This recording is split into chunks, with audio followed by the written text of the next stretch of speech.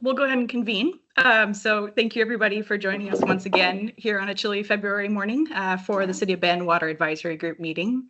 Hopefully everybody's got snacks if you are lucky enough to be in the conference room, or something warm to keep you going through today's meeting. So Lori helped us with names of who is in the conference room, since it looks kind of small on the screen for those of us online, but want to mention just a couple of people. So Lori and Austin representing the City of Bend team, of course, usual faces, and then also welcoming back Trista Kabluski here online, who is our Stormwater Master Plan Project Manager and is going to be kind of our main guide and speaker for today's conversation. And then also want to welcome Carolyn, thank you for joining us. This is your first meeting with this group. We had to say goodbye to Emily, who was representing Oregon Water Resources Department, but we're welcoming Carolyn as a new face to our group. So thank you for joining us today. And then we have a lot of familiar faces from the team. And of course, it's always great to have such expertise in the room. So just wanted to note a couple of items there. Today's conversation is going to be stormwater focused.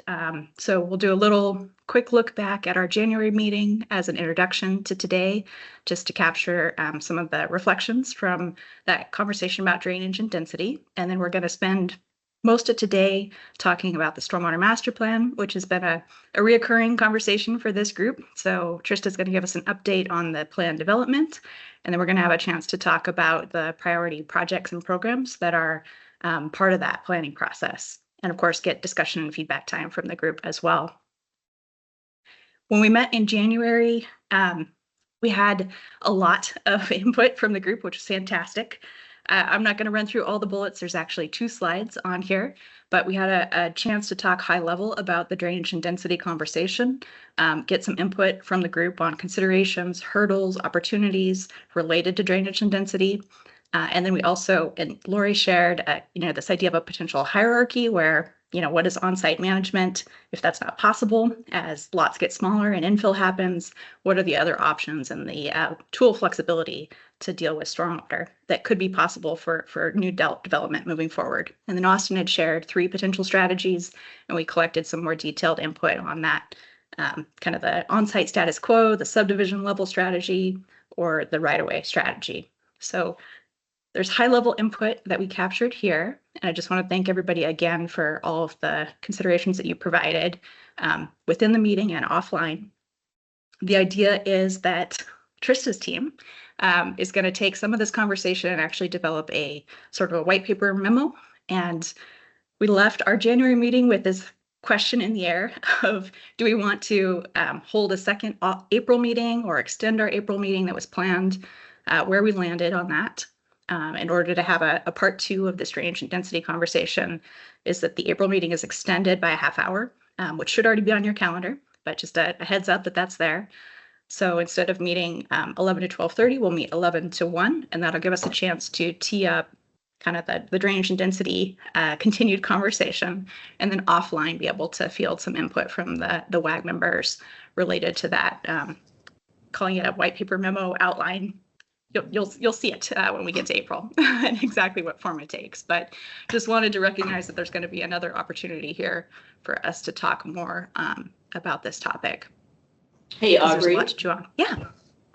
I have not sent the extension invite yet for April, so everybody please look for that.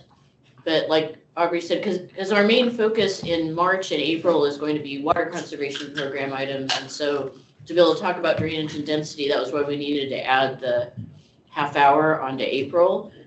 So, folks obviously can choose to come and go, but I think that seemed to be, for the folks who provided input, a preferred approach was add a half hour versus try to have some other method of input. Sorry, Hey, go Lori. ahead. I missed January's meeting, unfortunately. Sounds like it was a great one, and I was just looking on the website to see if I could listen to the recording, but it's not. There are at least on my computer, all the recordings aren't links that you can click on. So Mike, we'll fix that. Okay. It's kind of a 2-step process for us. So I know that meeting, the recording is on the city's YouTube channel, but the link probably just hasn't been populated on the webpage. Gotcha. But we'll get the that YouTube sorted. channel. Okay, I Yeah. can do that. That's easy enough.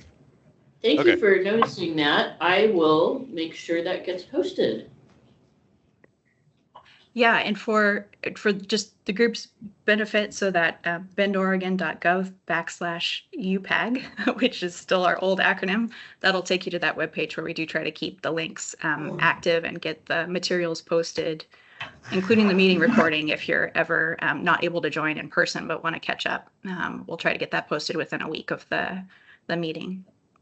Yeah, maybe we can resend that, Aubrey. I will double check on whether or not the link has now changed to WAG from UPAG, but we'll just resend to everybody the link to that webpage.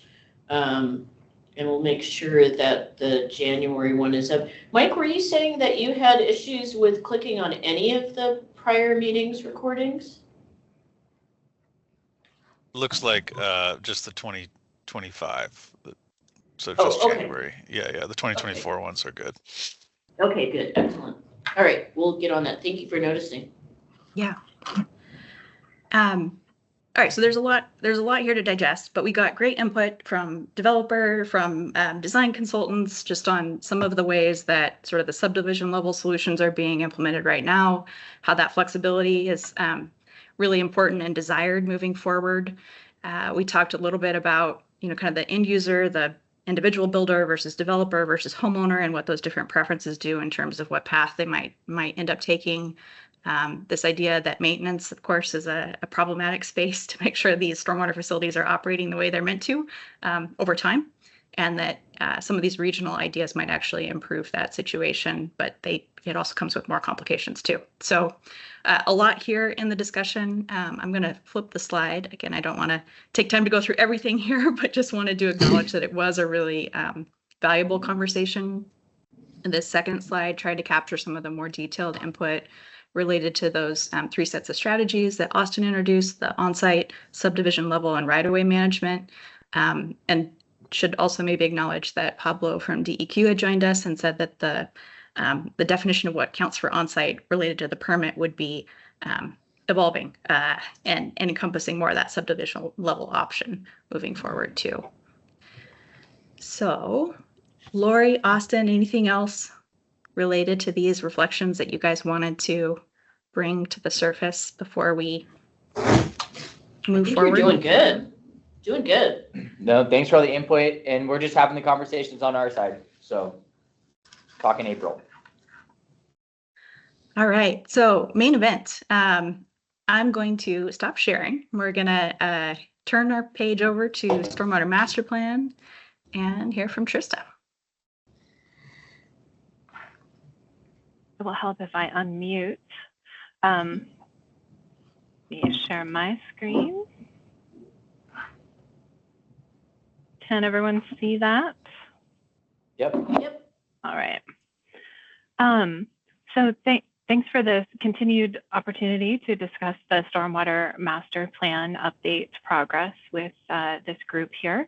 You've been excellent at providing input and feedback so far, and really appreciate the opportunity to continue to do that. So what we have today is kind of a wrap up or follow up to several discussions that we've had in the past, and where we get to see how your input and our work collaborating with city staff, what the results of that are in terms of project prioritization and the different capital programs that we are planning to recommend the city proceed with in the master plan. And to recap some of our discussions in the past, you've helped us identify some of the issues or projects that we have included in the master plan. We've heard from some of you about some drainage issues that we then included in our list of issues, and some of which have been incorporated into our project priorities.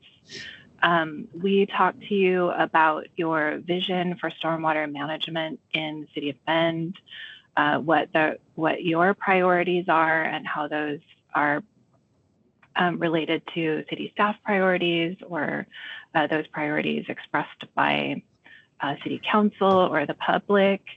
So we've taken those priorities into account as we've looked into rating our potential projects against each other and developing these capital programs. And then you have specifically weighed in on our outfall retrofit priorities.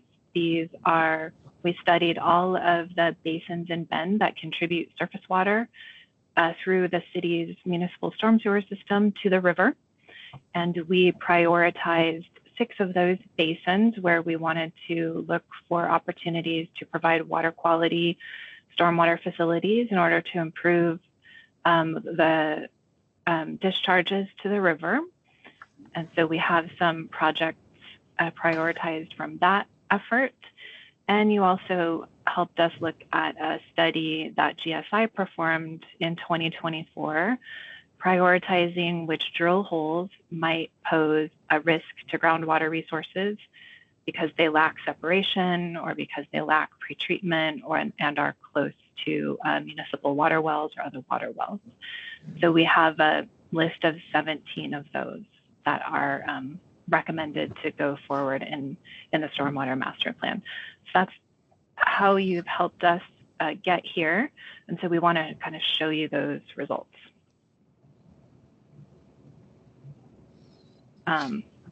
Whoops, I already talked through this slide, so sorry, I didn't show the slide while I was talking. These are the ways you've helped us with your input. And this too. Today we're going to see how the input to visioning and input to solution priorities has developed into these draft project lists and programs. So the kind of things we want to ask your input on today are, with our bigger CIP capital program, there's a mix of projects that address drainage issues and projects that address those outfall retrofits. And what I'm going to ask you is, when you see how they rank together and how they compare to each other, does your equal emphasis that we heard from you on protecting the public from the dangers associated with ponding or flooding, mostly related to traffic, and protecting water quality, has that balance been achieved in the list that you will see? And then secondly, is there anything crucial really missing from the list of projects or capital programs that we will show you? So we'll come back to these questions, but that sort of frames the input that we're looking for today, so you can think about those questions as we're going through this information. Any questions so far? I just popped those in the chat too, so they're handy as you keep going, Crystal. Thanks, Aubrey. All right. So just a little follow-up on the rating criteria. We did have a meeting where we discussed how projects would be prioritized. And in the draft we showed you, we had these 5 categories of scores: conveyance and flooding, water quality improvements, multiple benefits, recognized priority projects, and feasibility and cost. And our total score at that time was 70. And the relative importance of these was expressed through the maximum score. So conveyance and flooding was 10, water quality improvements was 20 points, multiple benefits 15, priority projects 15, and feasibility and cost considerations was 10 points out of that total. And after discussion with this group and also some refinements through discussing with city staff, we made some changes to those relative weights between these categories. And so in the final priority scoring matrix that we used, we came up with conveyance and flooding, the maximum available points is 20. Water quality improvements is 20. So you can see the main change here is that these 2 point categories were equalized. And then multiple benefits was also increased to 20. Although we use this as a tiebreaker, essentially, very few projects qualify for all the points in here. So even though the total point value increased, it's still effective as kind of a tiebreaker. And it increased to 20 because we increased the weight of 2 of the particular criteria for equitable distribution of public assets and support for housing and economic development initiatives that the city is undertaking. And then recognized priority projects now has a maximum of 10 points, and we just reduced the weight of that a little bit. And feasibility and cost remains at 10 points for a total score of 80 points for any one project. And no project actually ended up coming close to the 80 points, but we'll show you the scores in a minute here. So that summarizes how we took your input and changed how we were going to score projects. All right, so here's the results. And I think after this meeting, you'll have this presentation, and this link is live. So there is a web map. It's a little hard for me to show the map and the presentation at the same time, so I might be switching back and forth a little bit. And we'll look at the map after we talk about the slides a little bit. So again, in the capital program, we have 2 types of projects. Projects that address complex drainage issues and projects that address outfall retrofits. And as just an aside, I didn't mention this before, but the outfall retrofit projects help the city meet its municipal stormwater permit. So they are required to have an outfall retrofit program in the permit. So this helps them address that permit requirement. So well, let's look a little bit at the outfall retrofits first. And you may recognize this map from one of our previous presentations. But we took a look at all of the municipal storm sewer basins that outfall to the river. And we prioritized these 6, the ones that are sort of in the red and peach tones here. So you can see they are distributed a bit on both sides of the river and are both north and south. The reasons we prioritize the basins are because they had the most need for water quality retrofit due to their land uses or potential for sediment inputs into the storm system, and had the least amount already treated sort of relative to the other ones. So we used a kind of a scoring for that.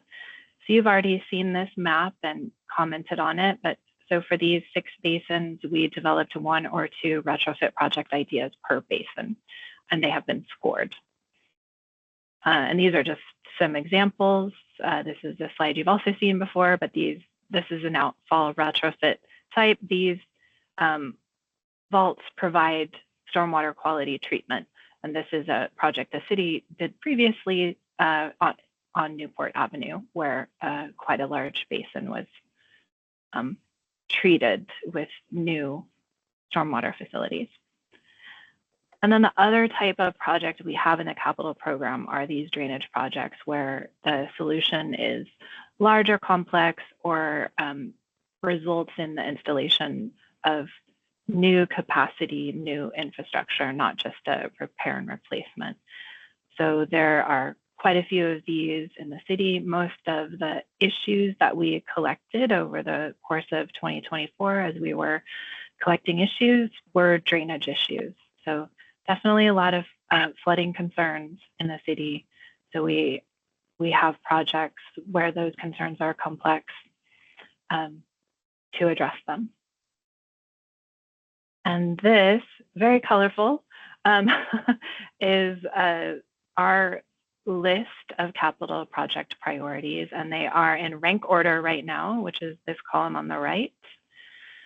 And this column tells you what type they are. So you can see it is a mix of these outfall retrofit projects in orange and the drainage projects in blue. And you can see they're interleaved so that we have some at the top that are retrofits and some at the top that are drainage and some at the bottom for the same. So I will say this list does not include 2 projects from the 2014 Stormwater Master Plan, the last time this plan was updated, that haven't been completed yet. Those are drainage projects as well, and they will remain on the capital projects list. So there are 5 drainage projects on this list, and you can add 2 more to that. So there are 7 drainage projects that will be recommended in the master plan. So, Krista, is that Franklin and Greenwood? No, we are considering those projects in progress.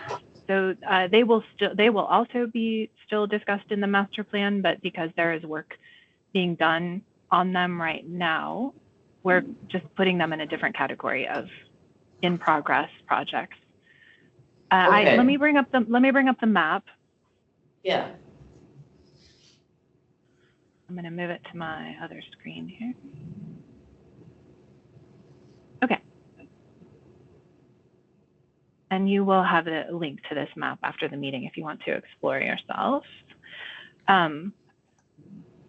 So what I have showing right now are the outfall retrofit projects, which are these orange stars, and the drainage projects, which are the blue stars.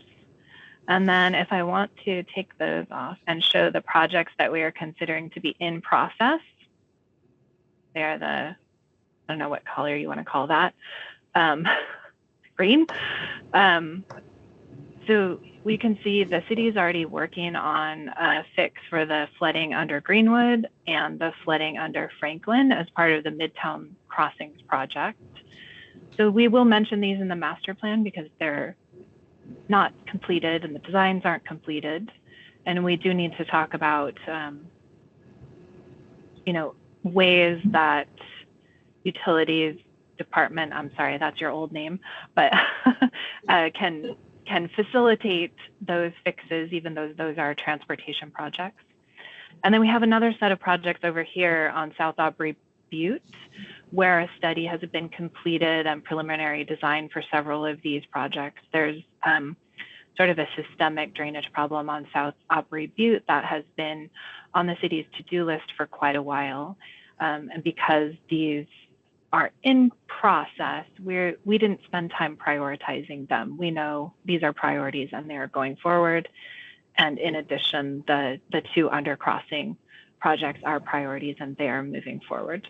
So they didn't show up in our priority ranking because we know these are key and critical projects that are already in Trista, we might just a note for you. We might think about when we talk about those projects, particularly the Greenwood and Franklin ones, that through the current analysis, we've come up with a different solution than was recommended in the previous master plan. We should make sure to do that. So the previous master plan suggested building very expensive stormwater pump stations and pumping that water through pipe down probably to that great big hole in the ground that's next to the parkway in Colorado. And our operations folks do not really want stormwater pump stations, and so determined that we could solve most of the problems through building dry wells. And so that's, I just want to point that out to everybody because everybody might be interested, because I think probably everybody in town knows about those flooding problems under those underpasses, but also that, we're working on it, but it's going to be a different type of solution. Yep. And we will mention all of that in the master plan for sure. Awesome. Okay. Excuse me. So I'll turn those off and I'll turn these outfall retrofits and drainage projects back on. And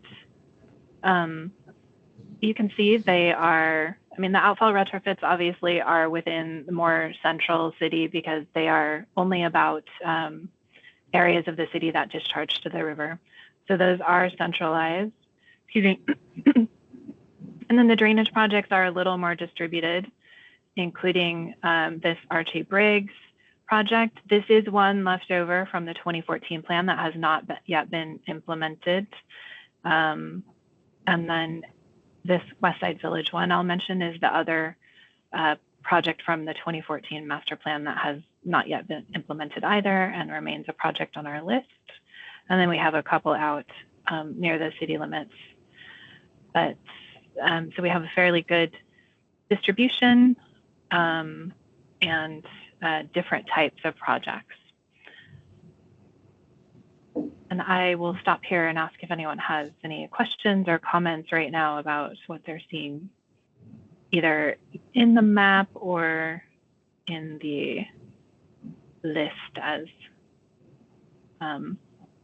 we look at it that way. And again, you'll have, we will send these out and you'll have the opportunity to comment separately if you don't have any immediate questions. Okay. Aubrey, is it okay that I'm asking for? Oh yeah. They have a, okay. Great.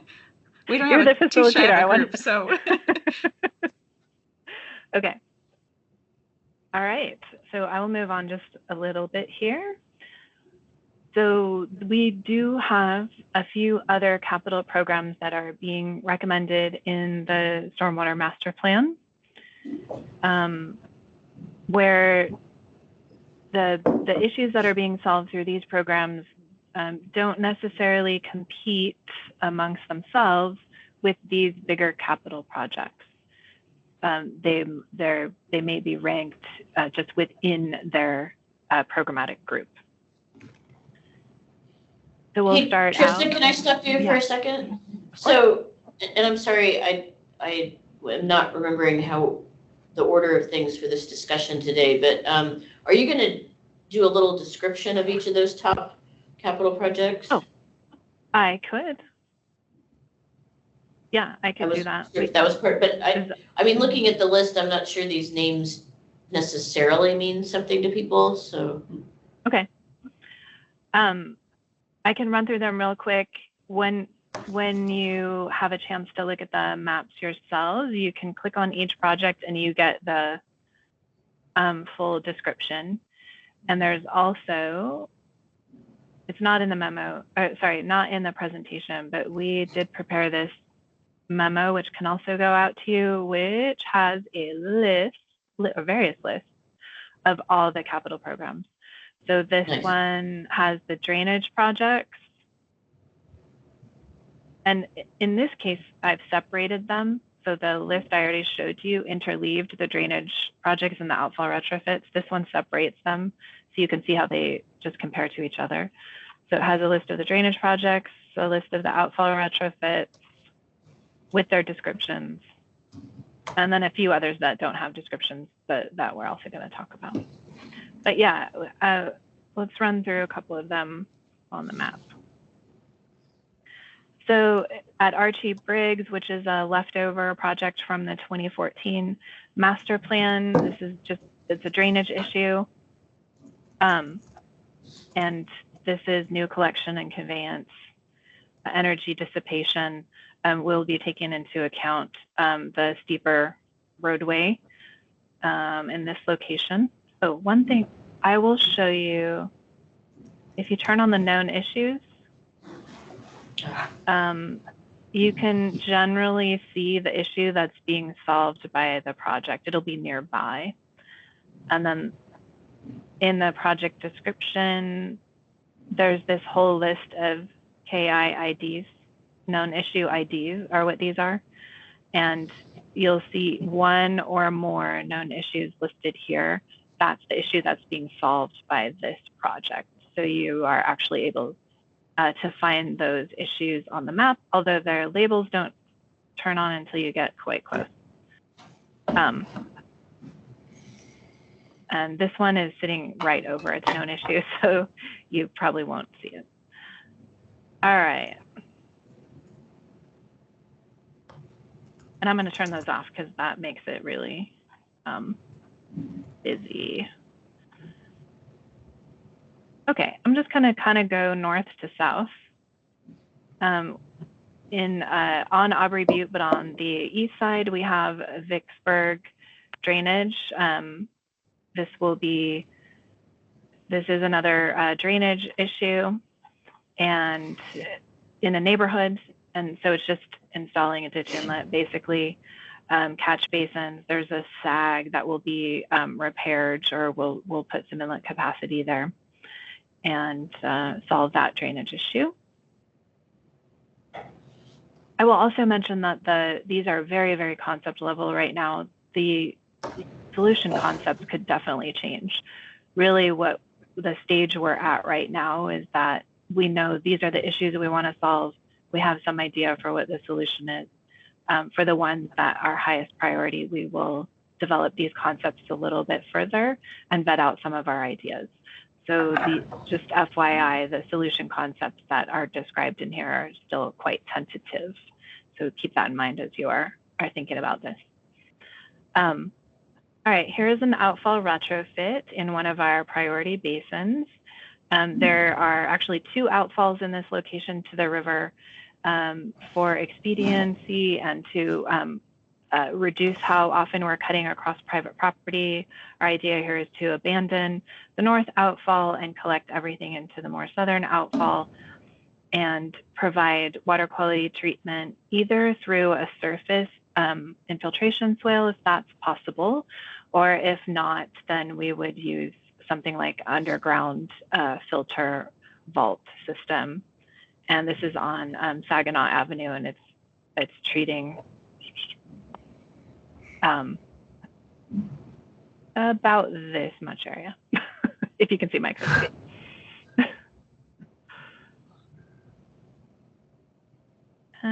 Just moving south. Another outfall retrofit project, which is in Drake Park, and we would be hoping to coordinate with Bend Park and Recreation District on this. This is also a kind of a combined project type, as it addresses, in addition to water quality in this basin, it addresses access issues to the pipe in downtown. This is a drainage project. This actually came out of one of the inputs we got from this group, where it was noted that there are often pedestrian safety issues in the downtown due to ponded water at intersections that are, especially in the winter, freezing over. And as we talk to the operations staff about that, one of the things we found out is that sometimes this is just a lack of positive drainage or the grades being off after the ADA ramps have been installed. So this project would both, there might be a programmatic element of coordination to ensure that drainage considerations are bumped up to a little bit higher priority during those transportation projects where they're improving ADA accessibility, while also not creating these ponding problems. But this would be kind of a programmatic CIP and potentially coordinating with downtown beautification projects and downtown pedestrian safety projects to improve drainage at the intersections, either by regrading or adding new inlets where needed. So there are several intersections where this project would be taking place. And Tristan, am I remembering correctly? I think initially we had like 3 or 4 line item projects here that we combined kind of to a downtown improvement. I think that a lot of that came from the feedback that we had with our previous UPAG back then meeting. It's we combined several issues, into one project. Yep.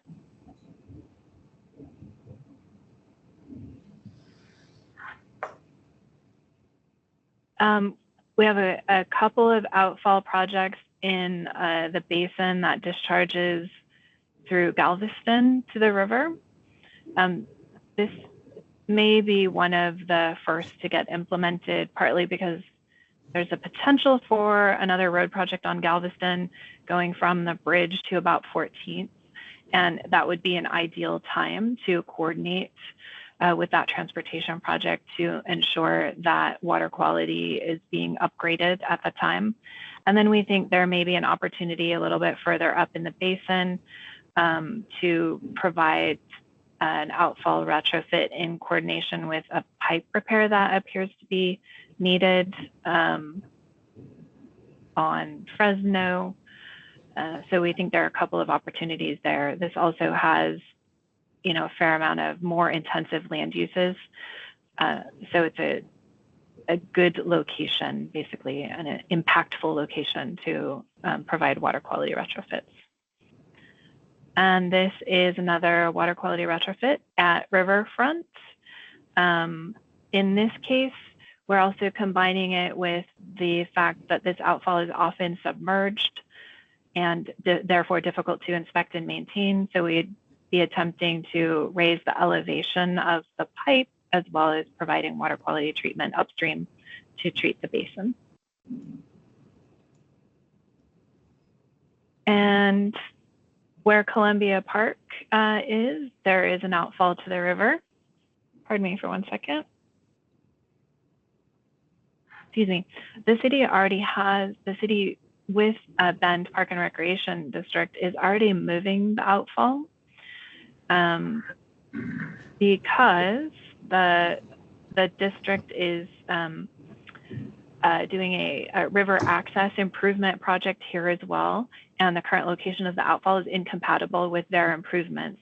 So the outfall is being moved, and with that, or after that is complete, we'd also like to think about reusing an existing swale that is in Columbia Park already and appears to not be getting any water to it. So we'd like to take the opportunity to make sure that existing facility gets used.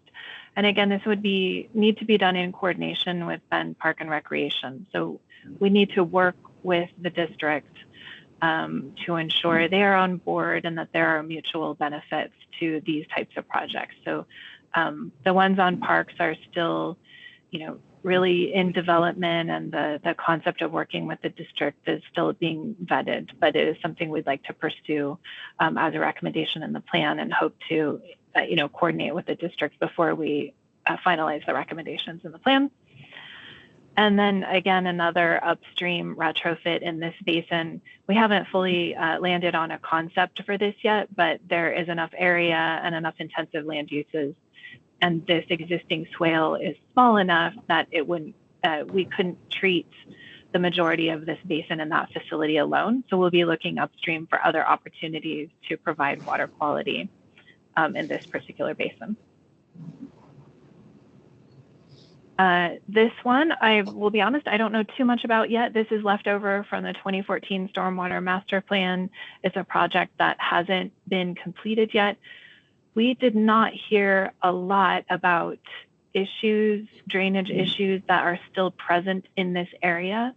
So this project might get deprioritized just a little bit because there may have been something in the interim that solved this, or there are simply other priorities. So it's still on the list. Do you guys know anything about that? Is that unpaved portion? No, commerce you're thinking? No. This could, I know that recently went under development, Oh, so maybe it got Oh, solved. yeah. There has been a lot, yeah. They put in all the on-site stormwater there, so that Sounds like we'll have to do a little research on that, Trista. Okay, yeah, so this one might have been solved through other action. We predated that development, right? Yes. yeah. Mm-hmm. All Check. right. Here at the edge of the city, I'll zoom in a little bit. Oh, and hey, we must have gotten an updated city boundary that includes Campbell in the city boundary. We were debating about whether Campbell was actually the county or the city, but there is some overland flow coming off Campbell and impacting these private properties. There really isn't drainage infrastructure here. There is a risk for flooding along Century here. Whoops, I don't know what, I can't zoom in and out anymore. So this is simply collecting water before it starts running down the hillside in a sort of uncontrolled fashion and into these folks' properties and down onto Century. We're not fully committed to the solution here yet, but just the concept of fixing this is on our radar. All right, that is the most southern. And I'm going to come back over here to the eastern edge of the city a little bit. This is another drainage improvement just in a residential area on Dove Lane. Private property is potentially being impacted, and that is part of what makes this a priority. So if the public runoff from the public right-of-way is damaging private property, that has become a priority in our system for sure. And I think you got them. I think that's it. Yeah. Thank you for going through that, Tristan. Yeah. So folks can definitely interact with this map after this as well if you want to look more thoroughly. Okay. That's the project list. I will say for sure that does not in any way represent all of the drainage projects or drainage issues that the city is experiencing. So many of them, I'm actually going to skip down a little bit. Many of them are expressed or taken care of in this failing UICs program. So failing underground injection controls in this case, well, back up a little bit. As you may know, the city relies a lot on underground injection controls, dry wells, and drill holes to manage drainage. There are more than 7,000 of these structures in the city. And some of them are failing.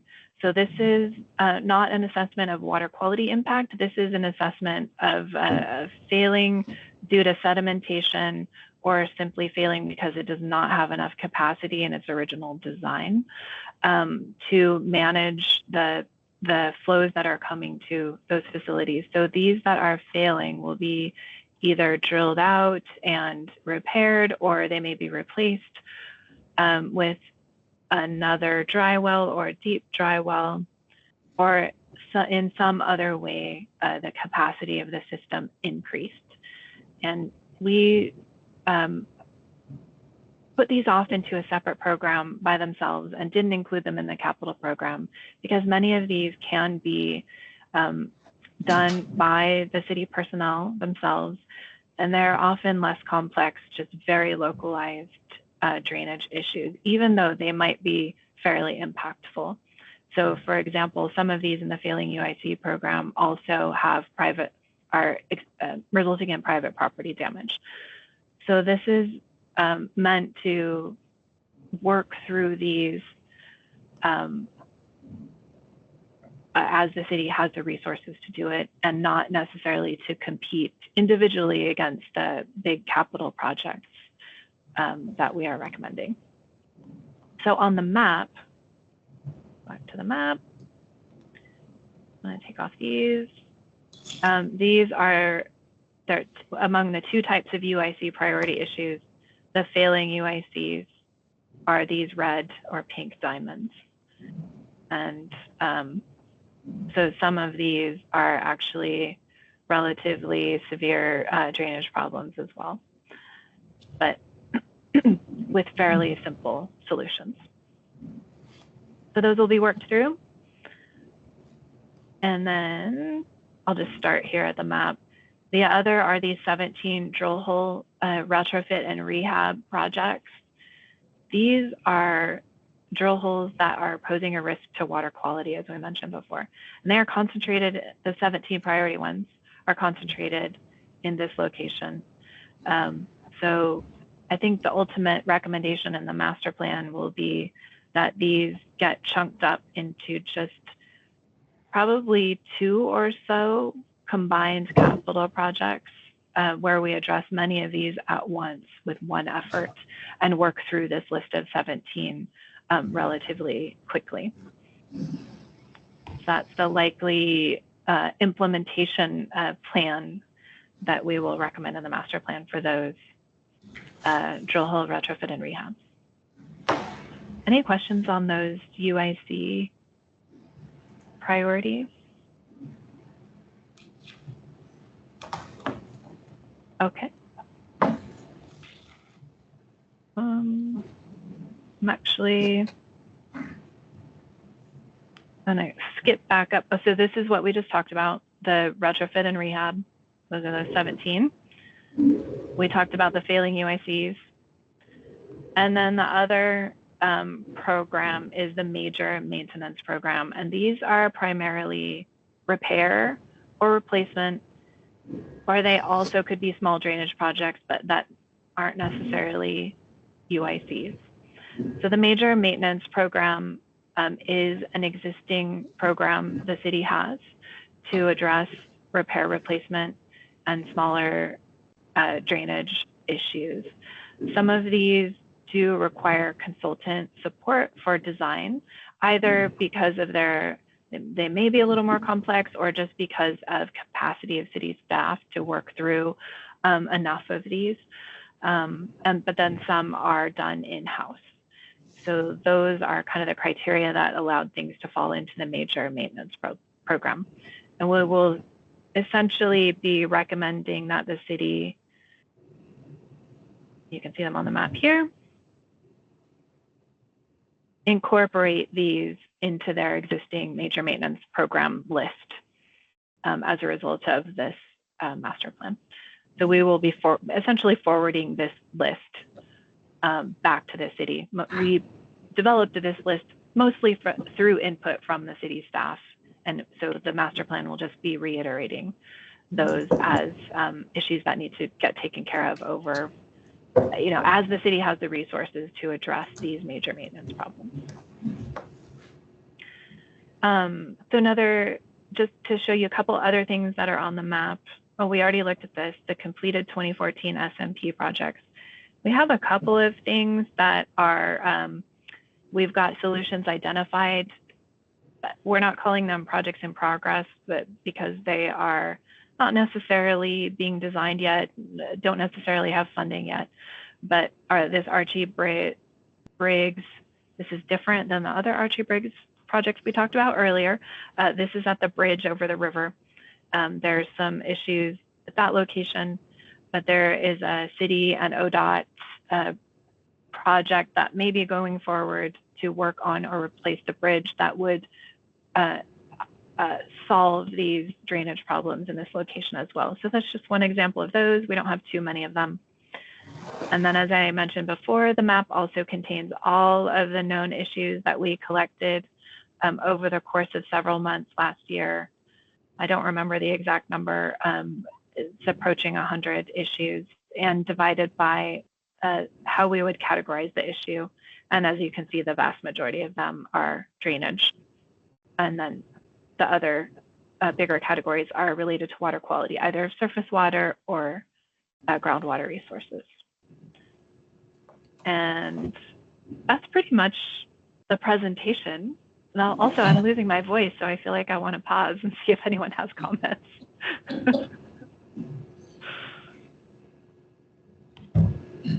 Any reactions, questions from anybody? I know several folks here had a chance to be part of the early conversations too, and influencing the weighting criteria.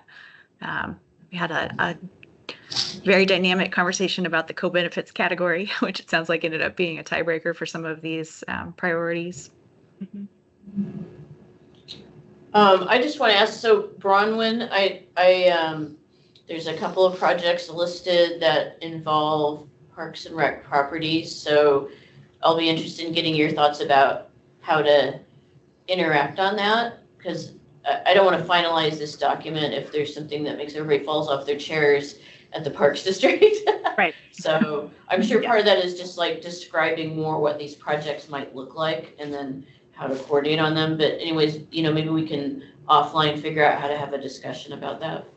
Yeah, let's do that. I think that would be good. I think we're, definitely open to the collaboration. It'd just be a matter of how they get done and what the impact is. So I think you can start with me though, and then I'll figure out, if we need who we need to direct it to next. That sounds great. Yeah, and I especially don't want to get people jumping up and down about the Drake Park mention. There's been past history there, and I think there are solutions that don't necessarily involve like digging up a bench Drake Park and nobody can walk through there anymore, right? So, Oh, yeah. yeah. I think an underground solution is very viable. Yeah, or my stormwater trees. Stormwater trees, also viable. Yeah, I might just take a minute to pause and just reflect on all that went into this. I think just so you guys did a fantastic job, starting over 10 months ago, the collection, all of these known issues, how much resources went in from our, water services group and all of our maintenance crews that go out in the field, sitting down, meeting, deciphering through all the information, splitting into categories, and then, all the input that we received from UPAG and WAG to help us, understand how we wanted to prioritize and then evaluate and group this stuff to what I think is just a fantastic resource. The layers here really help paint that nearly year-long story and all the info into a very digestible fashion. So just a moment of appreciation, I guess, to all the hard work Tristan and her team's been doing and everybody to really get us to where we're at today. Thank you.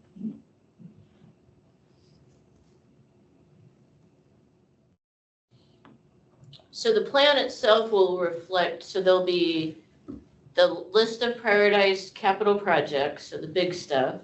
There'll be those program areas that you mentioned that are lists of things that are more programmatic to implement. And then in addition, I guess the other main things of the master plan will be those policy topics with recommendations about drainage and density. We're also going to have a discussion, I think it'll be more internal, but it's about level of service. Things like how often we clean things and stuff like that. And I'm trying to think if I'm missing anything else. There's the climate discussion, and it will have some recommendations as well, which we already had that discussion as well. So all of those will come together. That will create a plan. That plan, in addition to you having more opportunities to look at it, it will go to council. What's the council committee that's going to look at it too? The local contract review board. Is that the one you're talking about? No, it's not the local contract review board. They look at contracts. No, there was that committee. Community building subcommittee. Oh, Community building subcommittee. Thank you. Go Brittany. So we'll go to that committee, a work session with council, an adoption section with council, and then we'll be kicking off, hopefully towards the end of that, then a discussion about stormwater rates. Because as you can imagine, there's a big list of things to implement and they have dollars associated with them. So just to be straight, Bend has a very low stormwater fee that it charges compared to other jurisdictions in the state. And I think there'll have to be some discussion about how long would it take us to implement this with current rates versus potential to raise those rates. So we'll certainly involve you folks in that discussion as well. And I'm not certain at this point how long it's going to take to have that discussion. There's a little bit of political timing because we rolled out a new transportation utility fee, and there's pain going on from that right now, and there's another phase of it that's going to get rolled out, and we have to fit within the overall discussion of what's affordable citywide. But I just wanted folks to be thinking about this in context of what the packages look like. But this is getting us a long ways. I mean, we haven't had a new plan for over 10 years. We've implemented a lot of things, but there's a lot more on here. Yeah, and even further refinement of this CIP list and major maintenance, there is planned to be what is cut sheets, that just provide a little bit more background and detail and specifics of kind of the top 9 projects that were identified. So even furthering those concepts and then tying some dollars to it. And then another effort was the stormwater toolkit. And Tristan, am I understanding that one correctly too? That just helps basically take a look at what the average costs in projects for different UICs and catch basins and things like that, just to be another resource to help when we're looking at both privately and publicly scoping and looking at solutions, just an estimating tool to again just try to provide some resources to iterate to the best solution. Yeah, that's correct. And I think that does bring up the point that we haven't looked at costs yet. So this list has been ranked really without consideration for costs. So we will be developing the costs sort of as the next phase, as Austin mentioned, for the 9 or so top capital projects. And then each program will also have a cost associated with it that would be based on sort of an example or typical project of the type that are in that program, then multiplied by the number of projects we think have to be done to get a full cost to do the program. And that would allow us to understand what are the total resources you would need to solve every issue in that program. And the likelihood is the total cost of the capital program and the capital project list and the other programs probably exceed the city's existing resources and probably could exceed the city's appetite for raising rates to complete them all within, say, the 10-year time frame of this plan. And that's very common. And so, you know, in the implementation plan for the eventual master plan that we publish, we will, you know, discuss the top priorities and how to ensure that the, you know, most critical things get done, regardless of whether the resources stay the same or if they increase. And by that, I mean of course, funding resources. So there's still work to be done as we work through the recommendations of the plan on the capital side. And when we do start looking at costs, you may see slight changes of a title shift between what was looked at as a capital project, maybe we will call it major maintenance, and maybe vice versa. The stormwater is a little bit unique to like what you'd see in a, you know, water system master plan or collection system master plan, it being a dispersed, you know, network. So some of these solutions, you know, budget wise, aren't, you know, typically on par with maybe what you see like $1 million and greater for a capital project. So that's what we're going to be diving into now to see like, what do we think the estimates are? And then where is that line between the title really, but effectively the work and the issues are captured really here. But just a heads up, you may see slight, hey, something moved from one list to another, just what we're calling it, once we get a better look at what we think the cost will be. Yeah, agreed.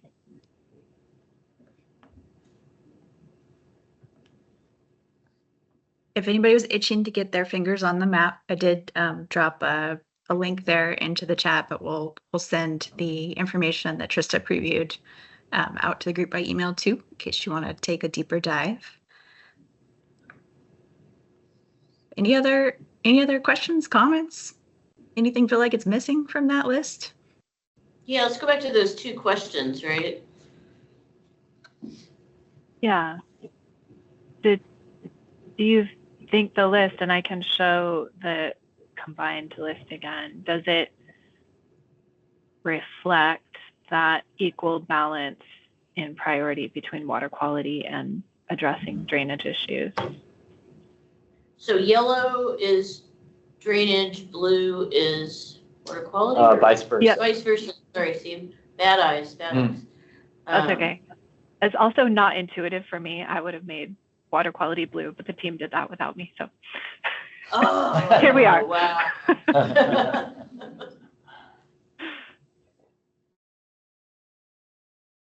Yeah, we were like pretty happy to see a pretty well represented, you know, combination of both. That was definitely something, you know, we had that kind of city preference category or, you know, corrective, but really it came out like pretty well distributed, all things considered. So that was something we were pretty pleased to see. Yeah, it made me happy on the water quality side to see things up high, but it made our operations folks happy to see. They felt we had a meeting last week or whenever that was with them on this to take a look first, and did a couple adjustments, but they are feeling heard, which I think is super important, that the folks that take care of the system feel heard, because they often do not. And they they felt like this reflected their desires.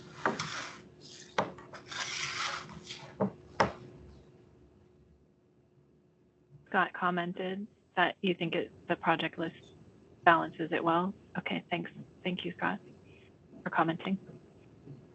And then we also wanted to see if folks think anything's missing. Recognize there is a lot more problems identified, and a lot of those are going to be addressed in those programmatic lists. But is there something you were hoping to see on a list that you're worried it's not there?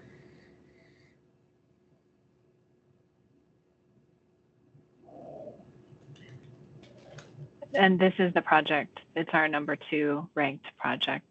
Does incorporate specific issues that we received from this group. Oh, that's the downtown one. Mm-hmm. Yep. There you go, Mike. Yeah. Should be called the Mike Project. I'm very happy to see that that's ranked number 2.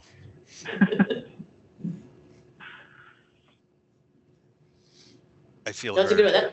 That's You a feel heard. complicated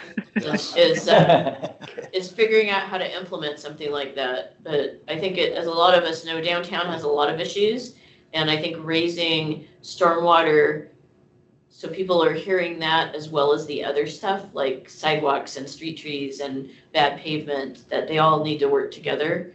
I'm hopeful we're planting seeds with this. Accessibility. And accessibility, because it really bothers me to see ADA ramp retrofits that cause drainage problems. And then the person in the wheelchair is then going through a pond? That doesn't seem right. Or, yeah. Sorry. Or Personal a peeve. person with visual impairments also might. Oh be yes, splash. Yeah, good. Going through a pond. Yeah. Not very accessible.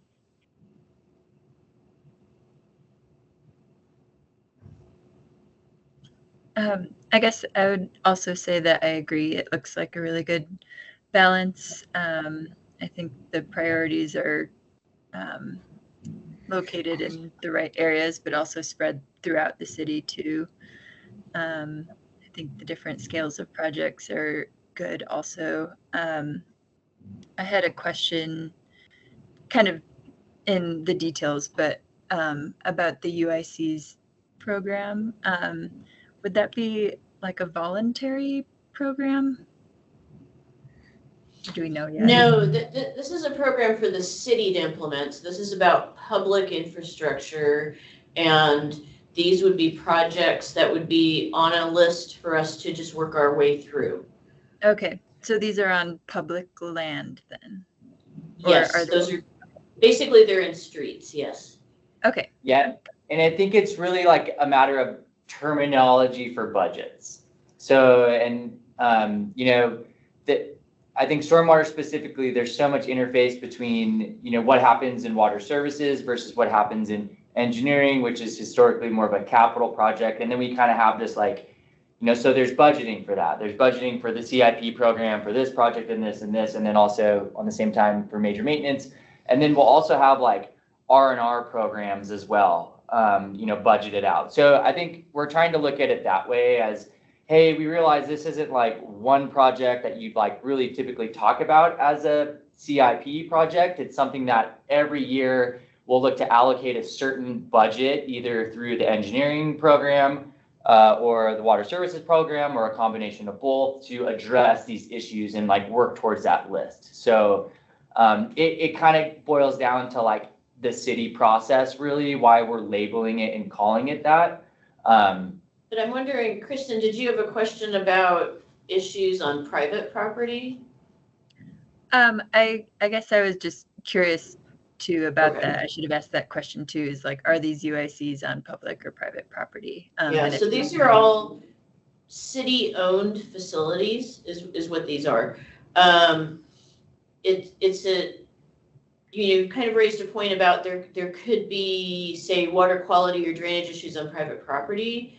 We don't have the ability to utilize the stormwater fees we collect to fix the private property problems unless it somehow relates to a public problem. But we do have, through our stormwater regulatory program, we do have some work we do with private property owners where whether that's in terms of design standards, there's been a long-standing issue we need to get back into about dumpsters and how, whether they should be covered and where they should be located in relationship to private drains, things like that can be a water quality issue. But we do, we work with businesses in terms of trying to provide education about, don't take the pot of yucky stuff from the kitchen and go dump it in the drain out in the alleyway.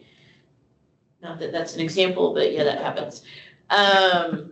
So, we do have some programmatic areas that really aren't in the scope of a master plan that are more part of a regulatory program that we have a different document that addresses called, just to be confusing, our stormwater management plan, SWAMP, which is a DEQ required document, which is not the stormwater master plan, which is what we're talking about here.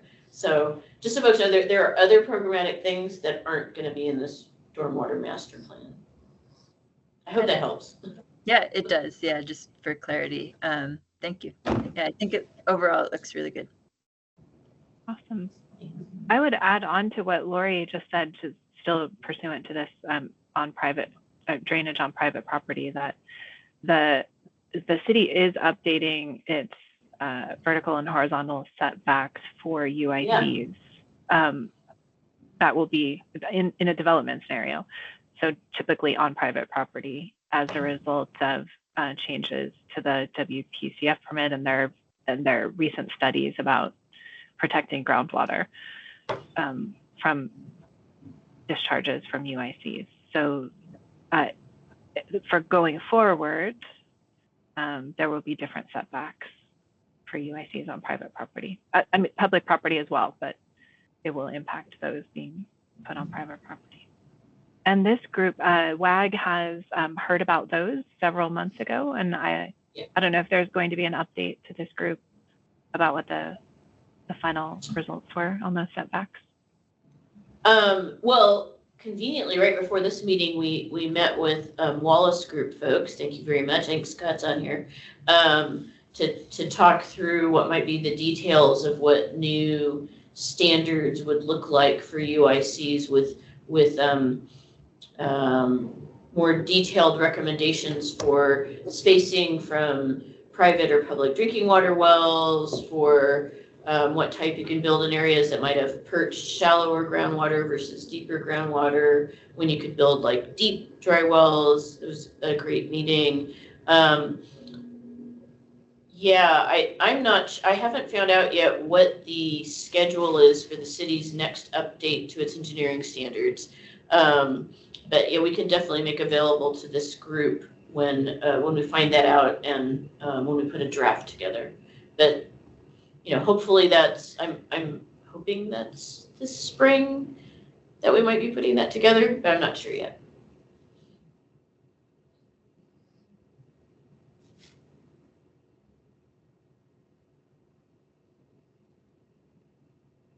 Right. This might be a good time just to preview where we're headed next in terms of conversations with the Water Advisory Group. So we've been focused on stormwater. And congrats to the team, to Trissa and Austin, for you guys. I know it's a big milestone always to get to this point of having projects identified and prioritized. So good work. And then in March, we're gonna come back to water conservation. We're headed into springtime, which is of course a big ramp up for communications about being water efficient.